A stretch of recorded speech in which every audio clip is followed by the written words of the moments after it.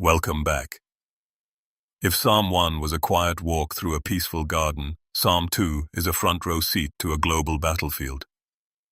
In the first psalm, we saw the individual choice, the tree or the chaff. But here in Psalm 2, the camera zooms out. We aren't looking at one person anymore. We're looking at nations, empires, and the cosmic struggle for power.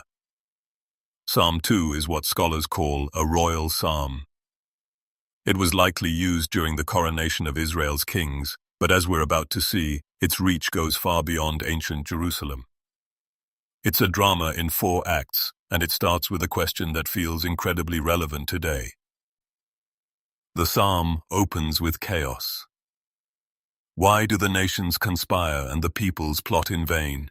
The kings of the earth rise up, and the rulers band together against the Lord and against his anointed, saying, "Let us break their chains and throw off their shackles." Notice the tension here. The world's A-list celebrities of power, the kings and rulers, are in a huddle. They aren't just fighting each other, they are uniting for one specific purpose: to rebel against God and his anointed. In Hebrew, that's Mashiach, or Messiah. They view God's moral order as chains and shackles. They want total autonomy. They want to be their own gods. Have you ever noticed that trend in history? Every generation thinks it can finally liberate itself from divine truth. But the psalmist calls this plotting vain.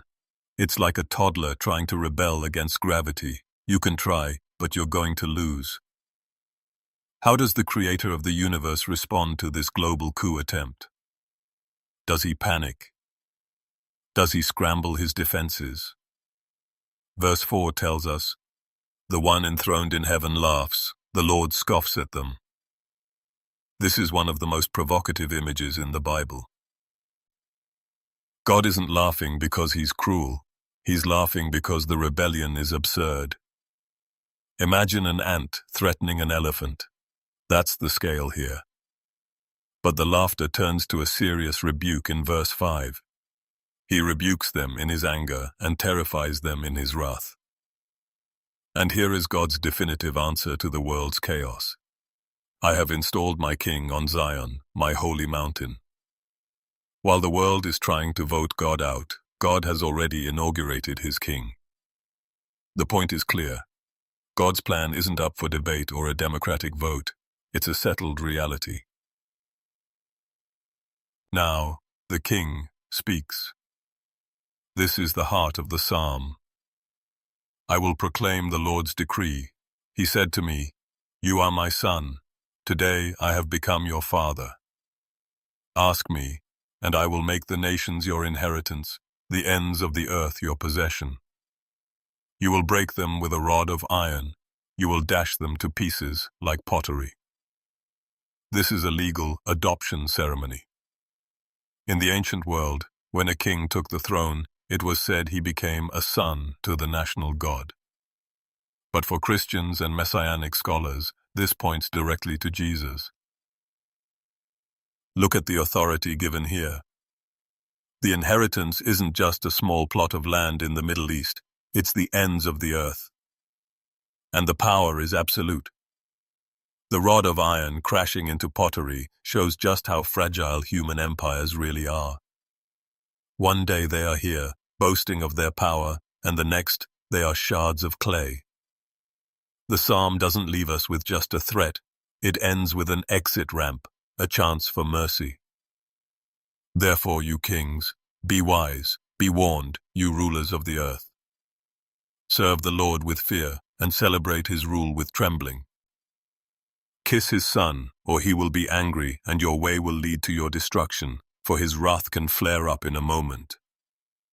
The psalmist gives the world leaders, and us, a piece of advice: be wise. The kiss mentioned here is a kiss of homage. It's a sign of loyalty and surrender. It's saying, "I recognize who is really in charge."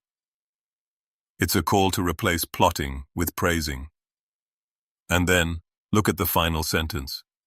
It's a perfect bookend to Psalm 1. "Blessed are all who take refuge in him." So, what do we do with Psalm 2 in 2026? When you turn on the news and see nations conspiring or political systems shaking, Psalm 2 is your anchor. It tells us that history isn't a runaway train, it has a conductor. The kings of the earth have a shelf life, but the king on Zion is eternal. The blessed life from Psalm 1 is only possible because of the king in Psalm 2. We don't have to fear the breaking of the pottery if we have already taken refuge in the Son. My question for you today is this. In a world of shouting rulers and constant plotting, who are you giving your kiss of loyalty to? Are you trusting in human systems that blow away like chaff, or are you taking refuge in the one who sits enthroned in the heavens? If this deep dive helped you see the bigger picture, hit the like button and share this with someone who needs a reminder that God is still on the throne. We'll see you in the next study as we move into Psalm 3, where things get even more personal. Stay wise, stay rooted, and take refuge in the King.